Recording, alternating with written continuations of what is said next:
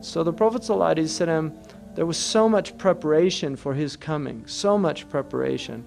And the Jews and the Christians had news of his advent, which is why, when we get into this later, which is why of the 7 cities of Revelation, in the book of Revelation, the 7 cities of Revelation, which were the centers of Christianity, all of them became Muslim.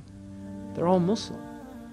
So all of the Eastern Christians, with small exception, became Muslim over this period of time.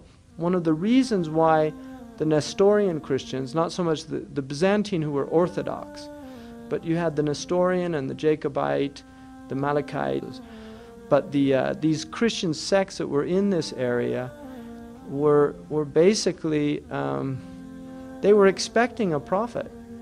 I mean, even if you look in the Gospel with John the Baptist, he was asked, you know, are you Elias and Elijah? And the Jews have a belief, like some Muslims, not all the Muslims, but some of the Muslims, that Elijah still walks the earth. Some actually equate Elijah with Al-Khadr, and some say that Al-Khadr is different, but Elijah still walks the earth.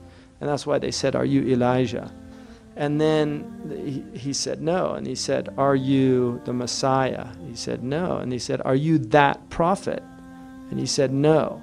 So he mentions the Messiah, and then he mentions another prophet that's different from the Messiah. Now we know Jesus was the Messiah, so where's that prophet?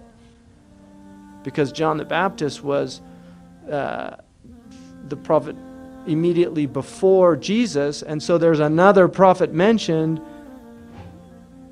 and John the Baptist said, no, I'm not that prophet. So who is that prophet?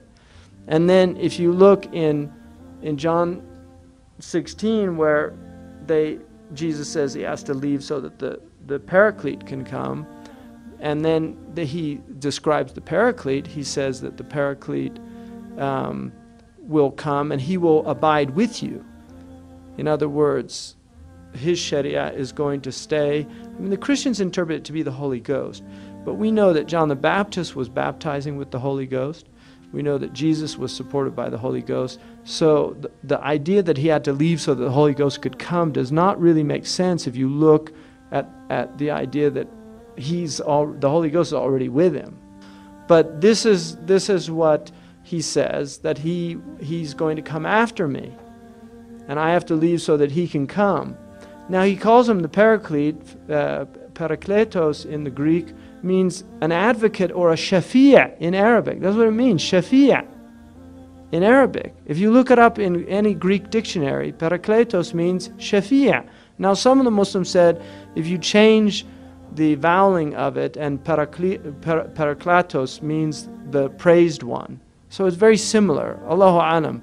But the word that Jesus says when he says that he is giving news of a prophet, بِرَسُولٍ يَأْتِ مِن بَعْدِي اسْمُهُ أَحْمَدٍ. He doesn't say Muhammad, he says Ahmad. Now Ahmad is the Prophet's name on Yawm al-Qiyamah when he's the Shafi'. He's Ahmad al-Shafi'. Muhammad is his name here. So the Prophet, now the other thing is the word in Aramaic for the Paraclete, if you look at the earliest Aramaic translation, is Muhammana.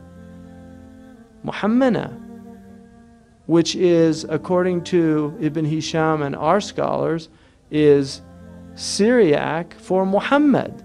Now, when these Eastern Christians heard Muhammad, they looked in their book and it said, there's somebody, I have to leave so that Muhammad could come.